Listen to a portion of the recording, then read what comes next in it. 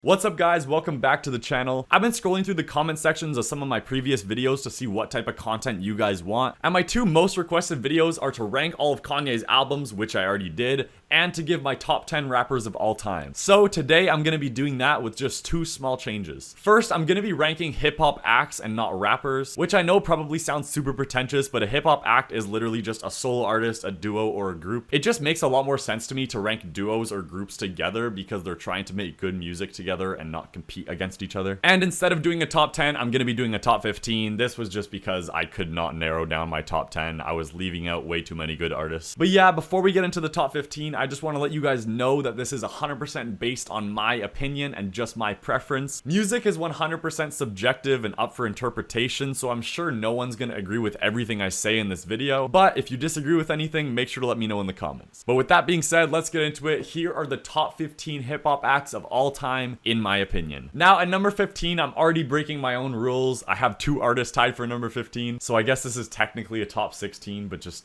whatever, it's my video, I can do what I want. Kid Cudi and Tyler the Creator. Kid Cudi is getting overhated on rap talk and social media in general. He has one of the best voices in hip-hop, and he has the best self-titled album of all time, Kids See Ghosts, if that counts. His main flaw is his inconsistent discography, having albums like Indica and Speed Bullet to Heaven, which do have some good songs, but overall just aren't great. His best song is Ghost, which I also think is like a top 30 hip-hop song of all time. Now, on the other hand, we have Tyler the Creator. Tyler's had one of the most changing careers in all of hip-hop. He started off with this really weird sound that sort of just got popular off of shock value with albums like Bastard and Goblin. Then he transitioned into Cherry Bomb, which is very divisive. Personally, I'm not a huge fan of it. And then he transitioned into the Flower Boy and Igor era, and just recently we got Call Me If You Get Lost. It's amazing how his sound has evolved over time and how each album sounds completely different from each other. Igor isn't really even hip-hop, but I'm just gonna count it towards his discography because every single other album he's done is hip-hop. His biggest flaw, just like Kid Cudi, is his inconsistent discography. Albums like Goblin and Cherry Bomb are just below average, and while they do have some great songs, just like Indica and Speed Bullet to Heaven, they aren't great albums. Tyler the Creator's best song is Bastard. I think you're starting to see why I put these two together. Even when I rank their top 3 albums, they both have a 9, an 8, and a 7,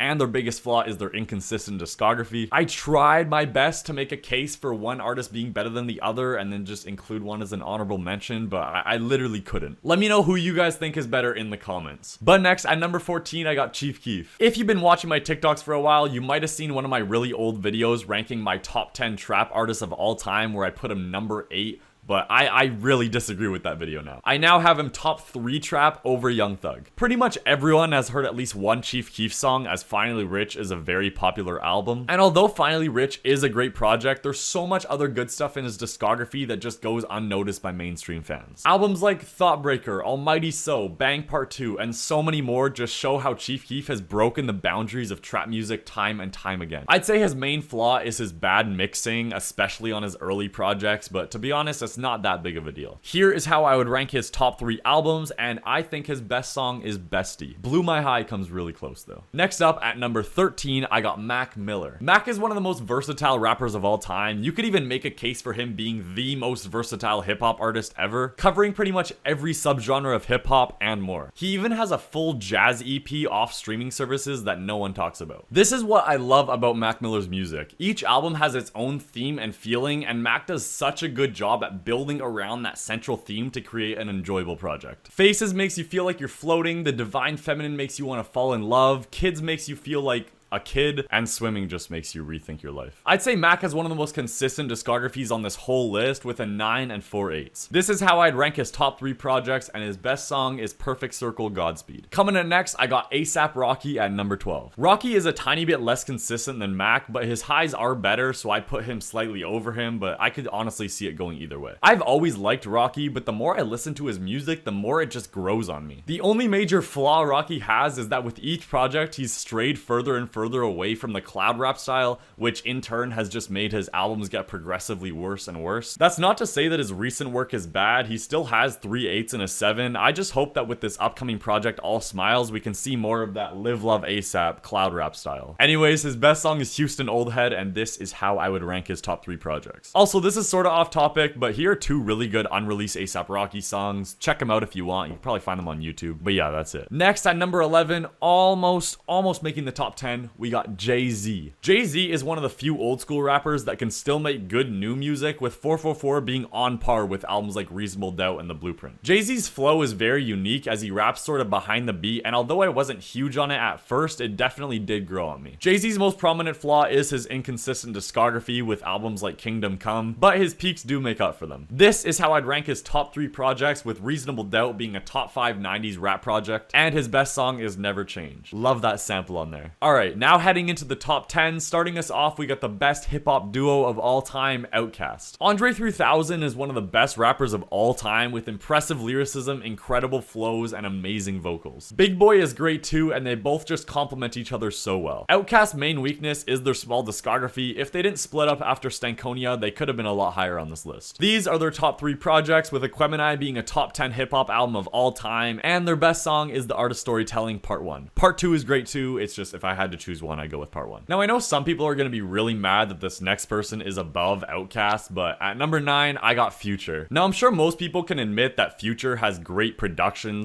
/ beat selection, but his songwriting and lyrical ability is often overlooked. Songs like Codeine Crazy, Throwaway, and Xanax Damage show Future's songwriting ability, and albums like Save Me and Monster show that Future can create emotional masterpieces. If you don't know the story of Monster, I made a video explaining the concept and then making a theory of how it connects to Good AM by Mac Miller. Don't ask, I'll put the video up here somewhere. I can't talk about Future without talking about his hype stuff though. Albums like DS2 and What a Time to Be Alive aren't as lyrically deep, but are still on par with these other albums, showing how versatile Future really is. I can't really think of a major flaw with Future as an artist other than maybe a couple misses in his discography, but for the most part, he does what he's trying to do very well and is the second best trap artist of all time. As for the best trap artist of all time, that's gonna have to go to the King Vamp himself, Playboi Carti, who I have as the 8th best hip-hop act of all time. I can already tell this is gonna be the most polarizing opinion on this whole list. Now I know Carti only has 3 projects, but just hear me out. His self-titled mixtape, Playboi Carti, was amazing, having songs like Magnolia, Woke Up Like This, Yamin, and his best song, New Choppa. Then from there, he made Die Lit. A lot of people hated this album when it first came out, but it seemed to grow on people over time, which then happened again with Whole Lotta Red. This man is constantly breaking the boundaries of music and has already created a whole army of Carti clones despite only being in the game for a couple years. Now I know one of the most common questions I'm gonna get is why I have him over Future, so let me just explain. Carti's top 2 beats Future's top 2. I'll admit Save Me is a little bit better than Self-Titled. And although Future does have a huge discography of great albums, Carti also has an insane amount of unreleased music, and I know some people are gonna say you can't really count that towards his discography, but there is just so much of it and it's all so good that I can't just ignore it. So for me, Carti wins this one by a little bit, but I'm pretty sure when Narcissist drops, that gap is just gonna be widened even more. The only major flaw Carti has is that his discography is really small, but that is gonna change over time, and I genuinely think Carti has potential to be the GOAT of hip-hop. You guys can clown me now, but come back to this video in like 5 years and we'll see. Also, I will be at the Narcissist Tour, the Vancouver show. If you're there, come say hi. This is how I'd rank his top 3 albums, and his best song is New Choppa. Now that everyone's done typing death threats in the comments, at number 7, I got MF Doom and all of his aliases, I guess. With one of the most diverse vocabularies in the game, Doom has an amazing discography and will always be remembered for his impact on hip-hop. I had a really hard time thinking of a flaw for Doom, but I guess one is that his tone doesn't change much throughout songs. It's a super minor complaint, but for example, on songs like Figaro, the lyricism and rhyme schemes are super impressive, but it is just him talking over a repeating sample for 2 minutes with no chorus. That probably isn't the best example, as it is a great song, but I'm sure if you listen to it, you'll understand what I'm trying to say. I think that just ties into replay value and is one of the big reasons I don't go back to Mad Villainy very often, despite having it as one of the best hip-hop albums of all time. And before people say, why do you have it as one of the best hip-hop albums of all time if you don't go back to it? Replay value is not everything. When I do listen to it, I'm like, wow, this is one of the best albums of all time, but I wouldn't go back to it twice in the same week like I would with some other top 10 hip-hop albums. His best song is Fancy Clown, and this is how I'd rank his top 3 projects. Yes, I know I used to have Mad Villainy as a 10, but after re-listening, I can't see it anymore. 9 is still amazing, it's still like top 10 hip-hop for me, but yeah, not a 10. Now, at number 6, I got JPEG Mafia. This was filmed before LP came out, so just keep that in mind. If you're watching this and it still hasn't dropped, I'm sorry. Peggy has an absolutely huge discography with, I'd say, only 1 or 2 below average projects, and it's honestly so impressive how he's still making new stuff. His production, which he does himself, is incredible. His lyrics are powerful. His vocals are heavenly, especially on All My Heroes Are Cornballs, and overall just makes very enjoyable music. Honestly, trying to think of flaws for artists this high on the list is so hard. Obviously, they all have albums that are worse than others, but I think I'm just gonna stop with the flaws because of how minor they are. This is how I'd rank his top 3 projects, and his best song is Rainbow Six. Now at number 5, this might piss some people off more than the Playboi Carti one, but I got Blade. Now before I even explain what I like about him, let me just say this. I know Blade is not accessible music to most people. I know a lot of people don't like his music. A lot of people hate his music. And it is okay if his music does not sound good to you. But I do like it. I really like it. I'd even say I love his music. So he's gonna be on my list at number 5. I can honestly understand how people wouldn't like his music though. I didn't even like it at first, but my friends just kept playing it around me and eventually I just had an urge to listen to it. His production is amazing. White Armor is like a top 2 hip hop producer of all time. His vocals are amazing. He has mastered the art of auto-tune and layering vocal tracks. And his songwriting is pretty underrated too. This is how I'd rank his top 3 projects, and his best song is Unreal. Coming in at number 4, I got Earl Sweatshirt. Earl is an absolute genius with some of the best lyricism in the game. Actually, he might be the best lyricist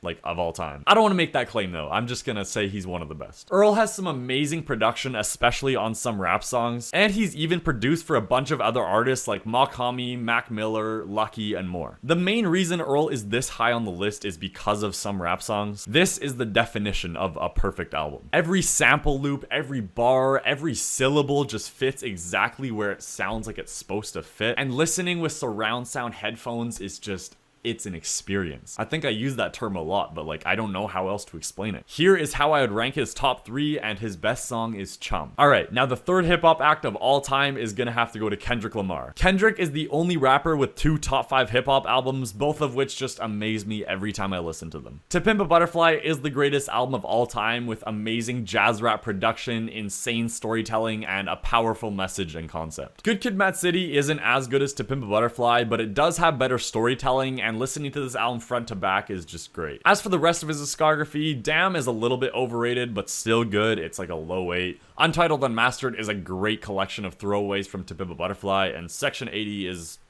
good. Now, while number 3 is very high, I know a lot of people in the comment section are going to be asking why he isn't higher, so let me just explain myself. Kendrick is amazing, and while he does have 2 top 10 hip-hop albums of all time, the rest of his discography is a little bit overrated. Overrated, not bad. The artists at number 1 and number 2 have a bunch of 9s, and Kendrick only has 1 10 and 1 9, and then the rest are 8 and below. So while that is still a great discography, I just can't see him above the other 2. This is how I would rank his top 3 albums, and his best song is Sing About Me, I'm Dying of Thirst, which is also like a top 3 hip-hop song ever. Amazing storytelling. At number 2, very close to being the best hip-hop act of all time, we got the best music group of all time, Death Grips. The ex-military shirt came in the mail today. What do you guys think? Zach Hill is an insanely talented drummer, Andy Morin is the best hip-hop producer ever, and MC Ride is an amazing vocalist and songwriter. Their album, The Powers That Be, is a perfect 10 out of 10. The first half, People on the Moon, have these amazing Bjork samples that are incorporated into the production, amazing vocals from Ride, and an interesting concept about looking deeper into oneself. Jenny Death, on the other hand, is much more abrasive with a lot of noise rock elements, with insane performances from Zach Hill on the drums, and a concept that talks about how one's ego could be affected by tragedies that happen in their life. Honestly, I could make a whole YouTube video just explaining the concept of the powers that be, going over each song, and honestly, I probably will. But yeah, I'm not gonna go into too much detail for now. It is just an amazing album. The Powers That Be is just one of their projects though. They also have The Money Store, Ex-Military, Steroids, and Bottomless Pit, which are all 9s, and even their bottom tier projects are not that bad. This is how I'd rank their top 3 projects, and their best song is On GP. And now for the number 1 hip hop act of all time. I'm sure everyone saw this coming. We have Kanye West. I don't even know where to start with this guy. The most consistent hip hop artist ever, making music for over 15 years with not a single below average project. The ability to bring out the best in every artist that he works with, and undoubtedly the most influential hip hop artist of all time. This is how I'd rank his top 3 projects, although if you want to see my full ranking, I'll put a video up here. I did it 2 weeks ago. And his best song is Runaway. I actually also did a video on this song explaining the concept of it. I'll put another thing up here. But St. Pablo is a very, very close second. Well, we did it. I'm sure there isn't a single person that agrees with everything I've said in this video, and that's okay. Art is subjective, and it's interesting to see how other people perceive the same art as me, so leave your top 15s in the comments. I'm interested to see what you guys think. But yeah, that's it. Make sure you leave ideas in the comment section of videos that you want to see in the future. If I get a bunch of comments repeating the same video idea, I will make sure to do it. Peace.